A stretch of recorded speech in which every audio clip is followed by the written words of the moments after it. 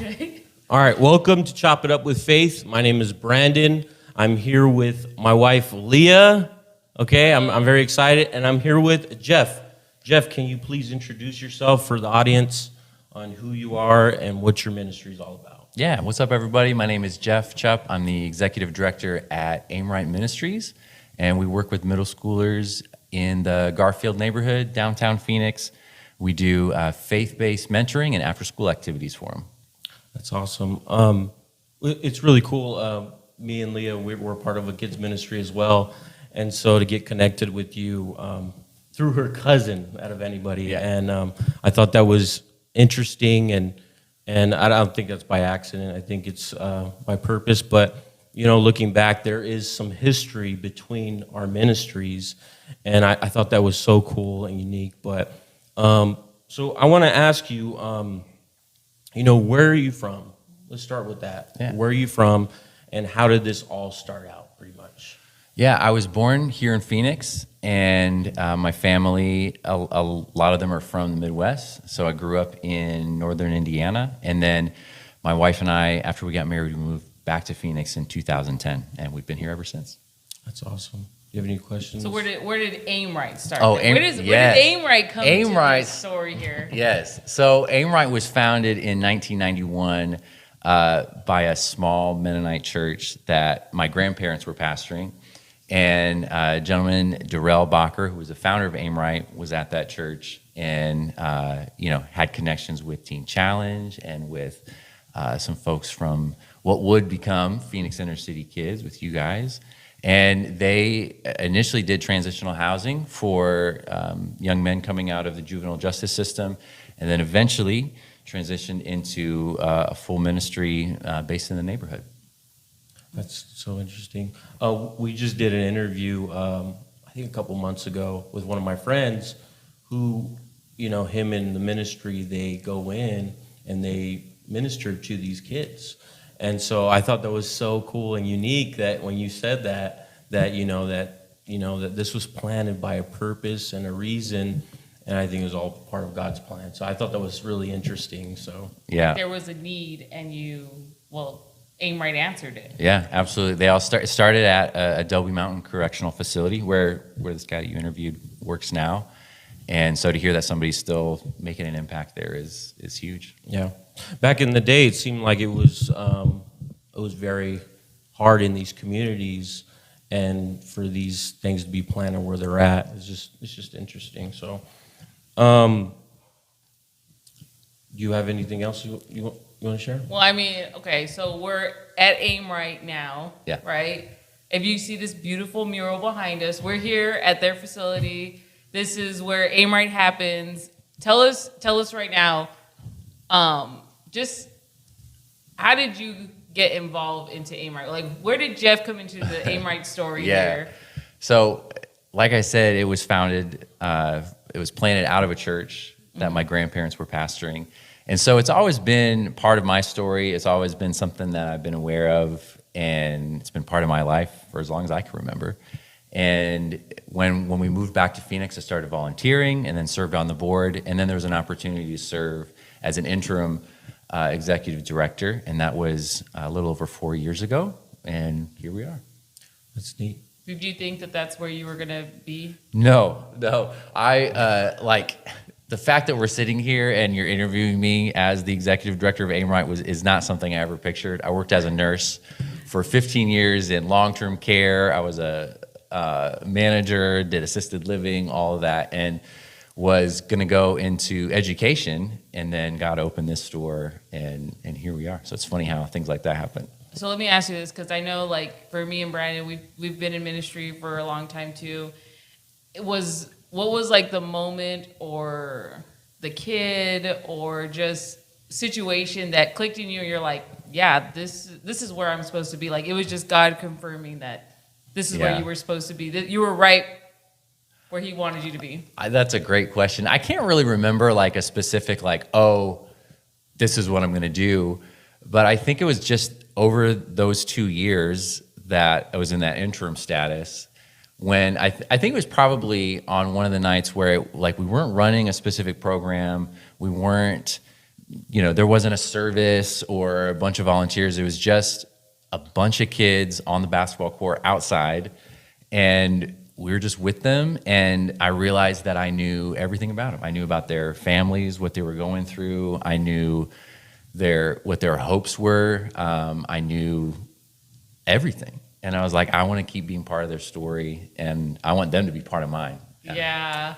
I feel like I relate to that so much, because you do have maybe kids or just one kid that they kind of just stick with you. Like, you've known them since they were itty bitty kids, and then you've seen them grow up, and then they're like a part of your life. Like, I remember certain kids that were in our youth group that they threw us a baby shower for my second kid, and now they're like grown up, and they come back around, and it's just like, when you're in those moments and you see those kids, or you see like those families that you've impacted, you're like, you know what, that confirms that this is where I was supposed to be. Absolutely. So I mean, like, and it does happen on the basketball court, like that's where the magic happens. Like, you're not even having to preach to them or anything. It's just when you're having those connections, those relationships, where it's just built on friendship, or it's built on just I don't know. What is it, like a brotherly brother sister? Because I mean, I consider them like, they're like my nephews or my nieces. Yeah, they're like family. Or my we always say at PIC, this is God's family. Yeah, and I truly believe that, because I feel like we're in these kids' lives at a certain point, at a certain time, to be who they need to be eventually. And so it's really cool. But I want to go back into your story a little bit, because there's a couple of things we talked about yesterday that I feel like are really like kind of like go around your whole story. Yeah. So we talked about your childhood, when you grew up. It was a PK, right? You're a PK kid, pastor's kid. And I want you to kind of go into that, and your relationship, and how you accepted the Lord into your life, and how you grew that relationship. Can you explain that to the audience? Yeah. I don't have this crazy story where there's like this before Christ and after Christ and this amazing transformation story. It's one long transformation story, I think, where I always knew that I wanted to follow Jesus, and I had a great family, had a great support system around me, my aunts, my uncles, and then in school I had incredible teachers and instructors. I was into music and art, and so I always had a lot of like mentors around me that gave me that safety net. And so anytime that I started to veer off, or was at risk for making some poor decisions, there was always somebody to pick me back up and kind of just guide me along. And so that has always been something that even I could recognize that even as I was getting older in high school, like, this is a gift. I have all these people around me that care about me. Not everybody does. And I've definitely carried that with me, like that, recognizing that as I've started working with these kids who don't always have that. You talked about mentorship, and I feel like that's so key in what we do now. Yeah. You know what I mean? And so I love that part, and I kind of want to get into that. And but another aspect I wanted to get was, did you have a father in your life? You obviously did, right? Yeah. And a lot of these kids don't have that, and I think that's what's missing in communities, and that's why a lot of these kids, they rebel, because they don't have that type of authority figure or somebody to guide them properly, like another kid to a man, There's something about that connection that is very special. So I kind of want you to get into that, and as in that relationship you built with these kids as a father figure, mentorship, Yeah. I think, the father figure thing can get tricky sometimes. When I look at my life specifically, I can see that, I had a great father who was always present with me and was supportive. But, as any teenager does, like, that's not who your go-to is all the time, because, you're smarter than him, or you think you are. Right. And so to have other male figures in my life who took the time to spend time with me and like call me out on stuff, or encourage me when I was planning for my future, or I think of like my percussion instructor. He wasn't even a believer, but he was such an influence on me, because he taught me how to stick with things, perseverance, all that. And so I think that just as much as a father, but having other mentors in your life that are there to support. Yeah. I think for me, you know, not having my father in my life, understanding that those kids that you have, they do look at you as like a brotherly, fatherly figure, and it's like, man, I don't want to be that, but at the same time, it's like it puts you in that position, so to speak, and that's what's so crazy. It's definitely not anything to take lightly, and so I think, you know, I'm never going to be. I don't want to be. I don't see myself as filling that father role in a kid's life. But there's the unk status that you got to recognize. We were talking about that. That's funny. Yeah, it's true. And that's what I was saying. I was telling you yesterday. I don't know if I take offense to that or if that's a good thing. And you're like, yeah, of course it is. And it is a good thing. I think so, because you know, the conversations, and you guys know because you do this, is the conversations that you're having with these kids, whether they're in elementary, middle school, or high school, is they're asking you real questions, and they're like bringing you real things that. You know, it's a serious thing. Yeah, I take it really seriously. Yeah, that's awesome. Especially like if you don't have experience in what they're bringing to you, you're like, let me look at the word first, and I'll get back to you about that. Well, what do you think? What do you think wait, like sometimes when you do ask them, like, what do you think about that? Like, what do you think that's right? And then they'll give you an answer, like, no.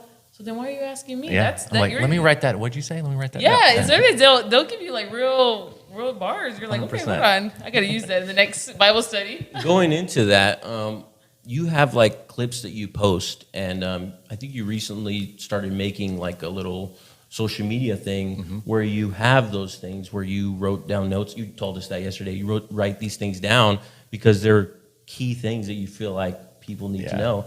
And I think the aspect that we miss sometimes is middle schoolers. Yeah. And I feel like you really put that out there as like showing parents and showing other urban youth workers, you know, how to communicate with children in these communities, not only in these communities, but in their homes. Yeah. So, and just that forgotten age group. I was telling him, like, you know, in every ministry in church, you have your kids ministry, and then you have your youth ministry, and that tween area, that middle school area, always gets forgotten. And then I feel like that's the one where they need the most. They do. They need the most guidance. But I mean, tell us, how did your videos start, or your reel start? Like what just brought that on? Like, I'm gonna post this. So when we started working Aim Right works primarily with middle schoolers. Our student pathway is for 6th, 7th, and 8th graders. And when we started doing that, it was because the school across the street transitioned from K through 8 to 5th through 8th. So it turned into a middle school. And so we're like, we're gonna have, 300-400 middle schoolers right across the street. We gotta figure this out. And middle school is not something I wanted to do at all, because they're a bunch of weirdos, and they're crazy, and they're wild, but they're also amazing. And now, like, I can say that because now I don't think I'd want to work with any other age group. But when we started, it was really difficult. And the first thing that I noticed was I didn't even know how to have conversations with them. I didn't know how to get past like a one-word answer from them, or a shrug, and so I was like, or even to get their hoods off their I head. need help. And so I just like started searching up how to work with middle schoolers, and there's nothing out there. I mean, there's some things, but it's mostly education based. So how do it's lesson plans for middle schoolers. So I just started writing things down of like, okay, hey, here's a conversation starter that worked with the kid, and I'd write that down, and I'd remember it so that next time I was in a group of kids, I could like pull out my phone and answer and ask them that question, because I was like, I'm literally starting from scratch. So I just started. I was like, I wonder if anybody else, if this resonates with anybody. And so I just started recording these little videos that it's essentially me in real time learning how to talk to and work with middle schoolers. I feel like you're talking to me. Yeah. I'm serious. I'm like, oh man, Jeff, like you really give me some wisdom. Yeah. I've worked with a lot of kids who are genuinely hard to like. And I mean hard, cruel sometimes. Say stuff that makes your skin crawl, push away every adult who tries, even in the good program. And every year somebody asks me, why do you keep pouring into that one? He's still like that. Nothing's changing. And here's what years of this taught me. A kid who's still awful and still shows up anyway every day to a place he acts no better in, that's not the one you give up on. Like, that's the kid whose trust is worth the most, because he's testing whether you'll quit on him like everyone else did. And the meanness is sometimes the test. He's asking in the only way he's got is, are you gonna leave too? And most people do. That's exactly why it matters that somebody doesn't. You're not staying because he earned it. You're staying because somebody's got to be the adult who didn't leave. Is there anything that didn't work that you tried where you automatically like, I'm never doing that again? Yeah, I think it's all trial and error. Like everything we do. One of the things that I learned is that their brains are developing so fast. Like, it's the second fastest development phase, second only to when they're like little, like toddler, infant, that early childhood phase.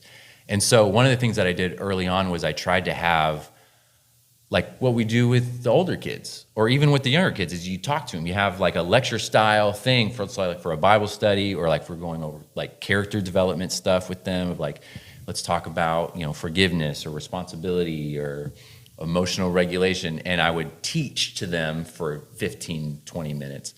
And they're all just like, they zoned out after 3 minutes, and I completely lost them. And so I learned really quickly that if I'm gonna really, build trust with them quickly and actually see some growth, and I'm gonna actually guide them, that I'm gonna have to change that. So that's one thing I just stopped doing. Yeah. Completely. Like, if we do any kind of large group lecture stuff, it's gonna be for about 3 minutes, and it might be a game. Oh, really? So then what is it, what does the rest of like the program look like? Everything revolves around, so like, remember we're talking about mentors and caring adults. So the kids are in survival mode, the ones that we're working with. And so what we do is do our best to surround them with caring adults. So I heard this term one time from another nonprofit called Solidarity, and they talked a lot about context for a relationship. So we kind of look at like everything we do as a context for a relationship. So if we're running a club, an after-school program, that's a context for a relationship. If we're doing a small group, which took the place of those like sermons, that's a context for a relationship. Our leadership development class that we teach at Garfield is a context for a relationship. So looking at it as a relational versus like, I'm here to give you information. It's more, we're gonna do this together. I'm guiding you. I'm doing it beside you. Yeah. Versus like, what's the saying, like you're a guide on the side versus a sage from the stage. That's, I think, some what people say. So that's what we flipped it. So when you switched that and you did all that, did you see like a big change, or was it like a gradual, like, okay? Yeah, it was a big change, and it was hard because that's what we all were used to. Right? Yeah. That's what everyone's used to in youth ministry. Yeah. But we started to see kids start coming out of their shell more and discover how to live authentically. Like, one story that I remember is we did a poetry club. We've done it for the last couple of years. And this past year, they did a showcase where they went and performed their poetry. And so these are kids that, like, if you'd have told me that they were going to write poems and then perform them, like, I would have laughed and walked away. But they got up and read poems that they had written. Like, I was crying because it was this beautiful thing. And it wasn't like a huge church spiritual thing. It was just them at the Mesa Arts Center in front of a group of like 40 people reading these poems that were just talking about them and the neighborhood and what they love. And it was the most beautiful thing. Yeah. And so that wouldn't have come out of what we'd been doing previously. Yeah. I like that. And I would never thought that would have happened. Like, I could have never predicted or prescribed, like, that's not something a curriculum can produce. Yeah. Or, I mean, like, even sitting down and just lecturing them, like you said, like having it, like giving them that freedom to express themselves. Yeah. And, sometimes I feel like in churches, and we kind of get caught up with just, okay, this is how we've done it. Yeah. So this is how we have to do it. And just to hear, like, you switching it up, and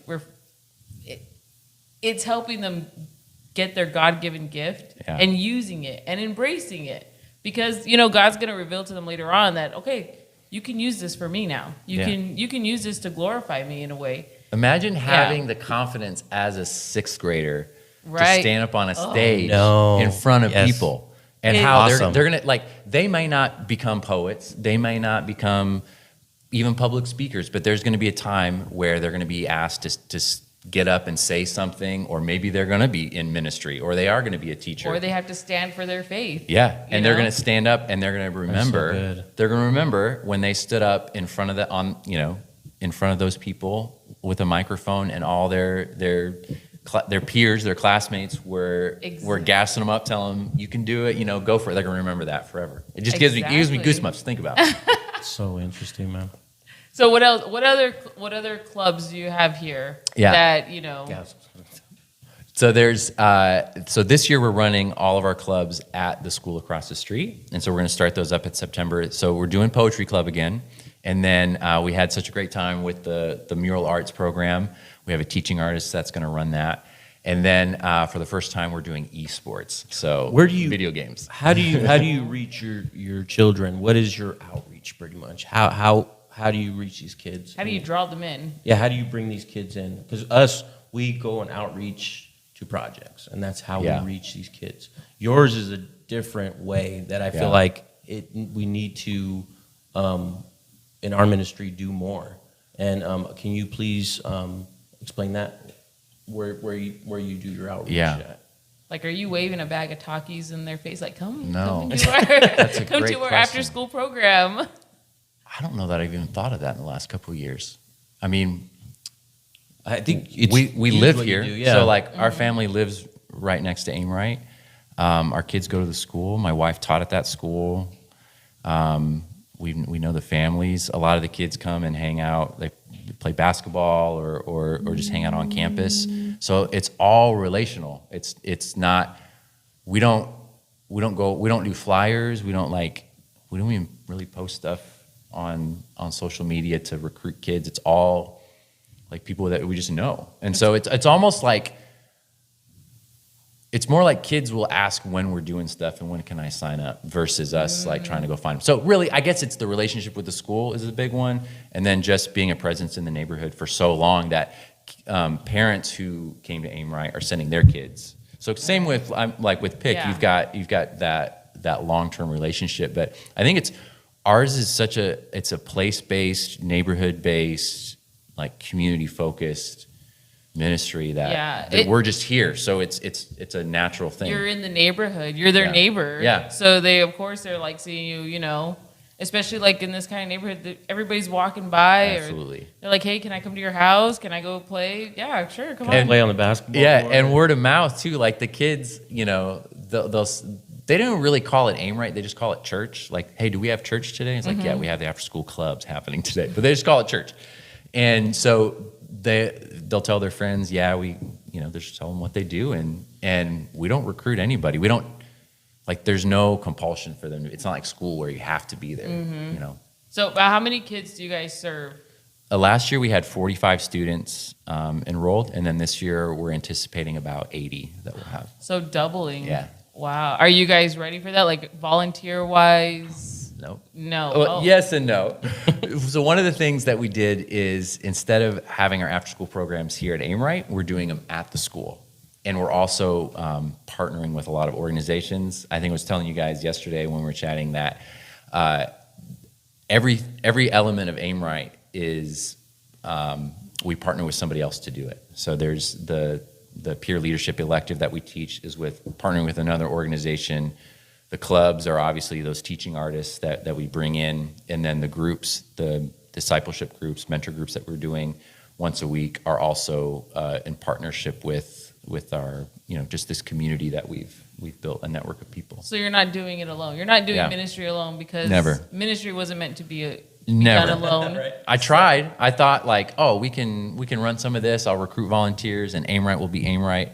But even when I tell people about what we do, they're like, oh, so they'll name the organization that we're partnering with. They're like, oh, this is a them thing. And we're like, I mean, it's an us thing, It's really a God thing, It's a kingdom thing more than anything. Yeah, it's kingdom work. We're all trying to reach the lost souls. We should probably have 10 different logos on our building because of everybody that, feeds into these kids.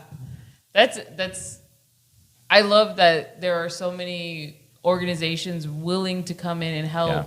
And they see the need here. They see what you're doing. They see your your work that you're doing in the school, and they're like, yeah, we want to partner with you, and we want to do what we can do. Yeah. And that's really amazing. I feel like, especially the arts. Like I know we were talking about earlier, the arts are always forgotten about as well. Like you think that all the kids in youth and middle school, like they all want to play sports, they all want to do it. Not at all. They don't. They don't all want to do that. And even the athletes are like, they want to paint too. Like, they don't want to be left out of that. Yeah, we probably got a I think couple it's of just Troy doing Boldens. something together. It's the ultimate like thing where it shows like I'm a part of something, and so. So you have your programs, you said, during the school year. So what happens during the summer then? Yeah. Do the kids just go off and you don't see them till the next school year? Like what happens? No. I mean, one, we live in the neighborhood, so we're going to see them no matter what. But it's lighter. It's a lighter program because a lot of the kids do travel. They'll head to see family, or they might be in summer programs or summer school. But the first thing we do the week after school ends is we go to camp. So we head out to California and do a camp with a lot of these other churches and organizations.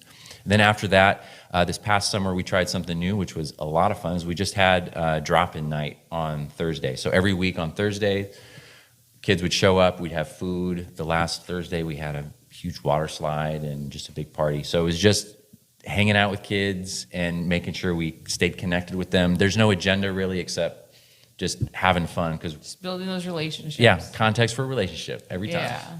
So what I was going to say is you really have connections and you really network. And I feel like that is a huge part of your ministry and how it's building up. There are people that we know from other ministries that I've come across that you are building relationships with. And I was like, man, that is so good that you are doing that. And like you said, it's God's family. And so you guys are doing kingdom things together. And I think that's such a great part of your ministry is you're networking everywhere. And that's where you get your volunteers who are called to do that ministry. So you have volunteers, you have, people that come in. How involved is your family? Like your wife and your kids? Like how involved in the ministry are they? So that's a great question. Sometimes it's hard to see Aim Right as a ministry per se because this is our neighborhood and these are our neighbors. It's sometimes it's easy to come into a neighborhood and keep that distance and feel like you're going to save everybody. And for us, it's not that at all. Our kids, I don't even know that they would say that Aim Right is a ministry. I don't think they would have that terminology to use for it. These are just their friends, because they go to school with them, they hang out, play soccer in the yard. These are their friends just coming over to their house. Right. Or they're an Aim Right kid. So they're old enough now that they're starting to go through the programs themselves. And so they'll ask if, whatever program we have that week, hey, when are we having this? So they're just part of it. It's like something they do. Like if they would be doing a club at school, You're saying that they just started. They're just getting. So how are you going to navigate that with your kids being in it? I think just like I would with any of the other kids. Yeah. I don't know. It's their friends, so it seems like a pretty natural fit. Yeah. But my wife, who has been a teacher for a lot of years, middle school is her thing. She's taught middle school ELA. She taught at Garfield for a number of years as well. And she and I are actually co-teaching that peer leadership class on campus. So she knows a lot of the kids, but Aim Right's my thing. The organization that she works for that's her gig. And so we partnered together for that, but it's not like Aim Right 24/7 for her. Yeah. Is it Aim Right 24/7 for you, or is it? My personality is like I think about stuff all the time, but It seems like you're very organized. Like you I try to be. Yeah. I have to be. Well, I mean, like you're like, oh, I got a meeting here, and then I'll meet you guys here. And I was like, oh, he must have like a calendar. To like set up. My memory is terrible, and so I live and breathe by sticky notes and my calendar and time blocking and all that. So I have to have that. But for Aim Right, like I learned early on, I think maybe working as a nurse, I learned this skill of like time management, but then I guess learned from a lot of people that have been doing this for a long time, that have been in the game for a while, is that without balance in my life where my priorities are my spiritual life, my relationship with Christ, and then it's my relationship with my wife and my kids, and my personal health is there, and then our home and taking care of that is there, and then it's Aim Right. Aim Right's like number 4 or 5 on the list of priorities. So yeah, I'm super passionate about it, and I bring as much excellence as I can to it. But Aim Right's not who I am. I'm serving Aim Right. It's the vehicle that we're in right now. Amen. That's awesome. People, I think in some ways we need to understand that it's not all about the ministry. Yeah. You know what I mean? God's going to do his work whether I'm here or not. Exactly. Sometimes we get caught up because we just see the fruit and we want to just keep, Yeah. And that was my mistake many times. So Yeah. I like how you said that. Like God's gonna move with you or without you. He doesn't need me to do the work. Yeah. Like he's been doing it way before me, and he'll do it a lot after me. It's my choice if I want to join in and then invite other people into it. You're called, you were chosen, yeah. So I want to get into. Wait, hold on. I'm gonna go back real quick. Sorry. So you said you were a nurse for 15 years, and there was mentorship in your life. Do you feel like God placed you here for a reason, for a time, and with all the stuff that you learned in the past and experienced, and were given those experiences, it prepared you for this moment?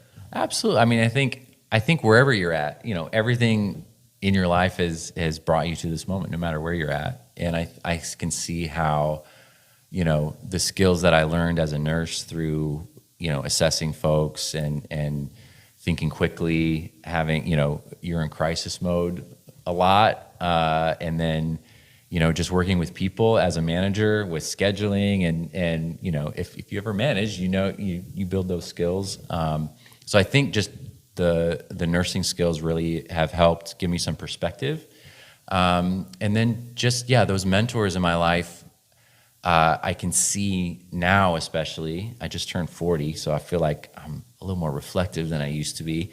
But to see like all those men and women that spoke positivity into me, that spoke truth into me, or would just straight call me out when I was being dumb, that's like, these kids need that too.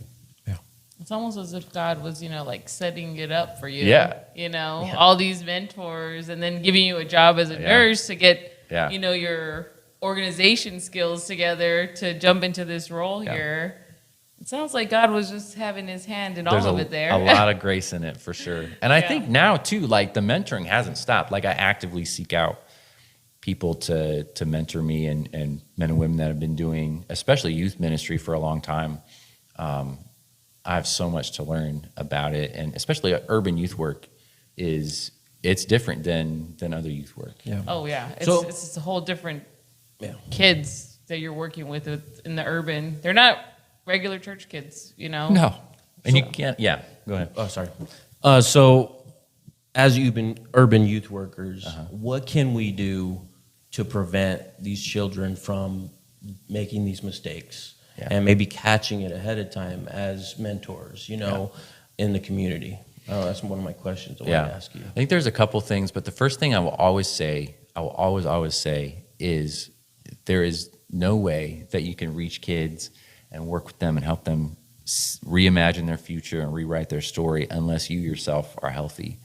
When I started at Aim Right, I was not in a great place mentally because it was just after the pandemic, and my dad had just had passed away several years earlier. Sorry to hear that. Yeah, and so therapy was huge, and doing the inner work and healing was the thing that then got me to the place where I could pour everything into the kids. So I would say before we think about strategy or tactics or like needs even for the kids is like the thing that they need the most is for you to be healthy. And I would say that to any youth worker. I love that. Yeah. But I think then looking at the reality of what the kids are living in, I want to, I think one of the biggest things that we can do is look at them specifically in their context and get to the root cause of like, what is it that's actually the problem? What are their needs and what's the root cause of that? So like, instead of just projecting what we think of, oh, this is why they're acting that way, this is why they have these behaviors, getting down to the root cause of it. And you'll see patterns that are similar across everybody, but like some kids are going to be acting a certain type of way because, they're moving all the time, or there's trauma in the home, there's abuse in the home, or there's all these different things. And so getting the root cause of it is going to help you figure out the right path for them. And then the third thing, which I think is super important, I believe this with all my heart, and I'm on a mission, I think sometimes to teach this and learn more about it, is many times we focus on one aspect of students that we work with. So like maybe we're focused on getting them into a safe space because that's what they need. Or or a lot of us in faith-based or churches, like we're focused specifically on the spiritual aspect of their life. But I think where real change happens is we're working with the whole student. Their emotional, physical, mental, emotional, responsibility, everything in their life is we're working with that and we're ministering to that. So it's like the word that Urban Youth Workers Institute uses is whole life discipleship. And I think that I've seen even in just a few years that I've begun working out of that framework has shown me how quickly kids' lives can change and be on a trajectory if their whole person is being addressed. Yeah, because you said that you've been doing this since 2022? Yeah, started in March of 2022. So it's been about like 4 years now. So you've seen a group come through like as middle schoolers, and then now they're seniors, you said? Yeah, they're seniors. And that so group. like you've seen them kind of grow up, make decisions. I'm sure that you have kids that have like, gone astray, maybe come back and, all that stuff. They were astray when we met them, But I mean, even more astray now. Yeah. But I mean, like, that's where that whole part that you said, you have to minister to the whole of them. Like, it can't just be their spiritual. It has to be everything. And in order to do that, you have to get to know them. You have to build relationships. You have to, kind of like talk to them like a person, not like you're scolding them all the time. Yeah. Because sometimes I feel like that's how they look at us. Like, you're just scolding me. Yeah. You're telling me what I can and cannot do. And it's like, I'm doing this for the best. I'm trying to, but, sometimes they don't want to hear that. They already have a mom or they already have a nana or whoever is telling them not to do stuff. So they need to just have somebody that meets them at their level and just talk to them. Yeah. I felt like there was a lot of pressure when I started to report to people how many kids got saved, how many baptisms there were. And so like when those things do happen, and it's so important, it's amazing, we celebrate it. But then those same kids would like a year later, like you don't know where they're at, or they're not living a life that's flourishing, they're not following Christ. And it's like, man, we gotta like figure out how to, if just the experience at camp or the experience they have in a service, that's not going to change them. So they need to know how, like the reason why one kid kind of went off is because he didn't know how to deal with anger. He didn't know how to even recognize when he was getting angry. And so that just set him up to be unsuccessful. So if we can have real honest conversations with what they're actually going through, whether they're dealing with grief or anger or confusion about relationships, all those things. Not to judge them, but like also not even to condemn them or to like tell them like, but like obviously you have to do it sometimes in a loving way. But I feel like that should always be first. You should always lead with love.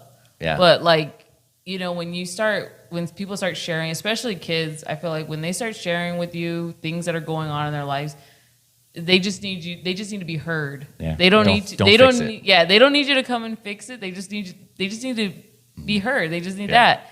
And so like, like how you're saying, it's just, it's like those kids though, you're right. Like they come to camp and then they change and then you don't see them. You don't see them and you're like, oh man. But the stories we hear, I don't know about you, but like the stories we hear when they open up, it's very like it hurts you. It does. It's a heavy thing to bear up under with them. Yeah. But it's you being there as a mentor, as a person in their life that is a steady person, to go to when those times come, when those issues come, to be that foundation.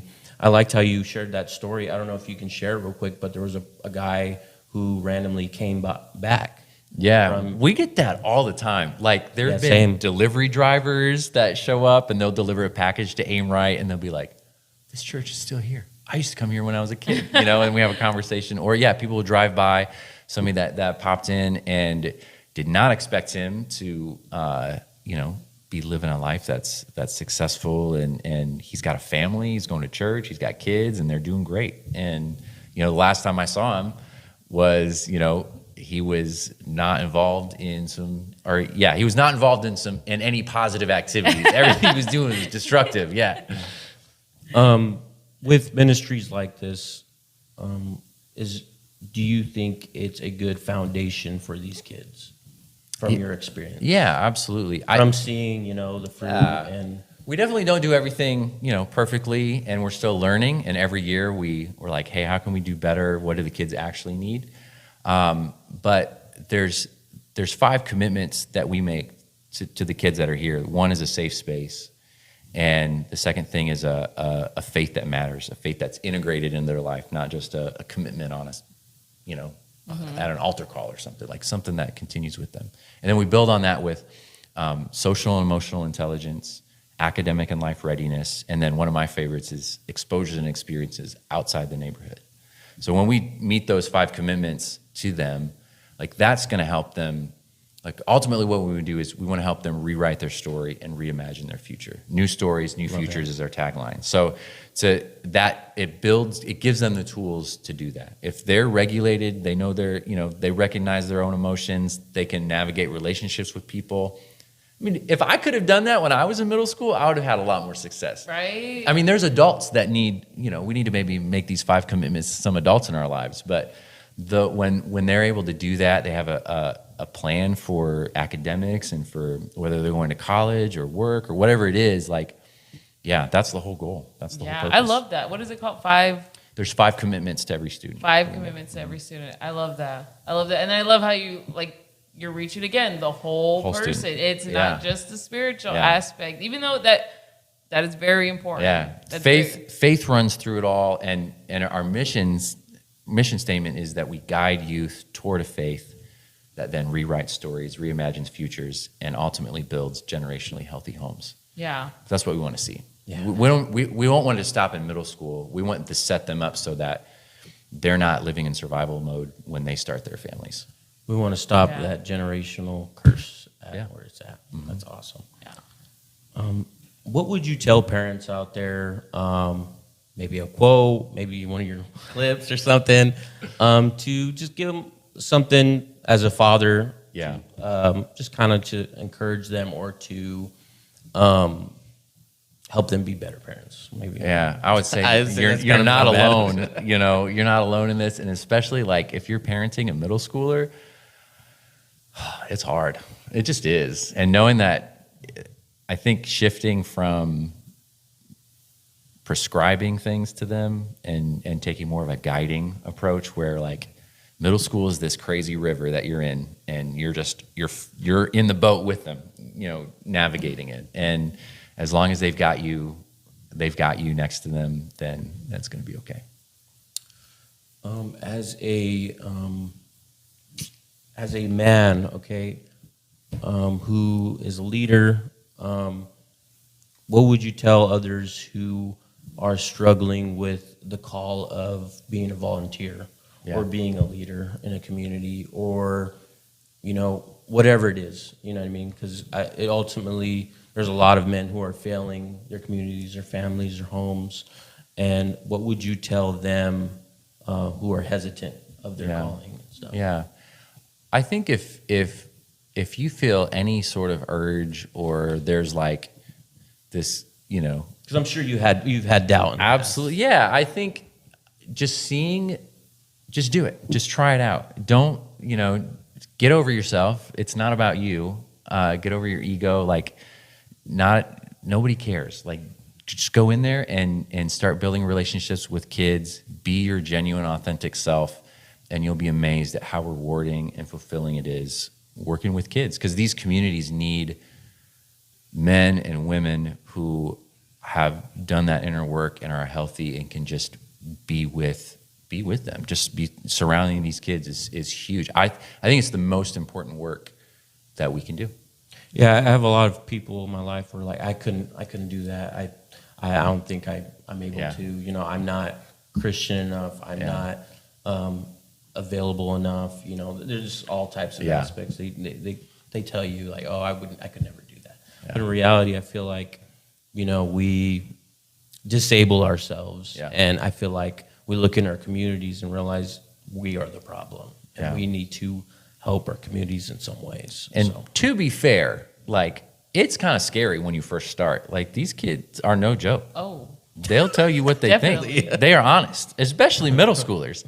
Oh. So I think one of the things that I'm learning and I'm getting better at, I've never been great at like recruiting volunteers. And so one of the things that I'm doing this year that I'm really trying to be intentional with is setting people up for success. So we that are doing the work, when we invite people into it, I think it's really important to do what we're doing with kids and like be the guide alongside our volunteers or people that we would love to have work with us. And, you know, for the first, whatever program or event or service, whatever that you're doing, you know, just being like, hey, you're never going to be alone. I'll be right here with you the whole time. And here's your specific role. Here's what you're going to do tonight. You're going to serve pizza and you're going to say, what's up to these kids? That's all you got to do. That's all you got to do. Yeah. And that's probably, I mean, that's what got me in was when I started working with Aim Right, you know, it was one specific thing. And do you remember that one specific day? Well, it was a little more than serving pizza. I led a Bible study. Oh, okay. But I didn't do it by myself. There were other leaders that were there. Yeah. And they kind of helped introduce me to kids. And so it wasn't like I was just starting fresh. But I'm sure when you first started, you were like, I was scared out you of want my me to mind. lead Yeah. Bible study? Like, who am I? Like, I didn't grow up in this neighborhood. Who am I to tell these kids, you know, about Scripture? Yeah. So I know a lot of people who are my friends, people who I know who watch the podcast, and I want you to kind of, for those who aren't relying on God or don't know God, what would you tell them as maybe an encouraging word or something? Yeah, I think if you're doubting, it's okay. We all do. But I would just say, stay in it. Have open hands, because you never know what experience God is going to use to show you that He's real and that He's there. You know, open hands. Don't get cynical. Yeah. Do you have a special scripture you hold near to your heart that you can share to somebody out there that means a lot to you that maybe could encourage that? Yeah, there's a verse in Jeremiah that talks about seeking the shalom of the city. And I think that's something that's really guided my wife and I as we've just committed our lives to working in these neighborhoods and with these kids. And so seeking the flourishing of our community and where we're at, that's really been a guiding light, I guess, in how we approach things.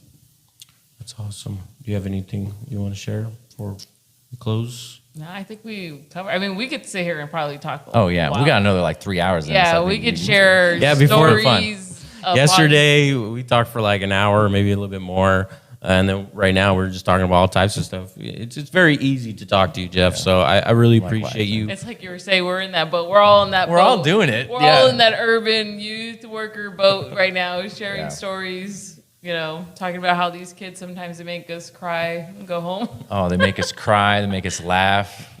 Make us cry for other reasons other than being sad. You know. Yeah. Well, we appreciate you hosting us here at Aim of Right. I don't know if anybody noticed, but it says Aim right there. But we appreciate you. Answering my call and for this interview, and I think this will help benefit. But can you just tell people out there how they can follow maybe your social media or for Aim Right and for your personal? I really feel like those clips. I feel like it could help a lot of people. So Yeah. So the best way to learn about Aim Right is our website, aimright.org, and then social media for Aim Right is on Instagram at Aim Right Ministries, and then my personal social media, it's mostly middle school content because that's my world 24/7. Is just at Jeff Aim Right, all one word. how can people maybe volunteer or donate?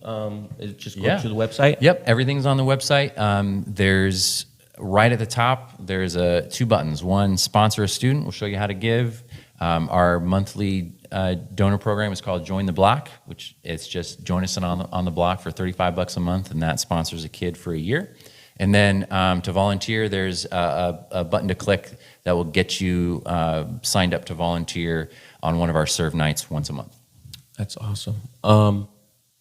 So we're going to end right now, but before we end, I'm going to have you pray us out. I would appreciate that. And just make sure to follow the podcast on Chop It Up with Faith. Follow, like, and subscribe on there.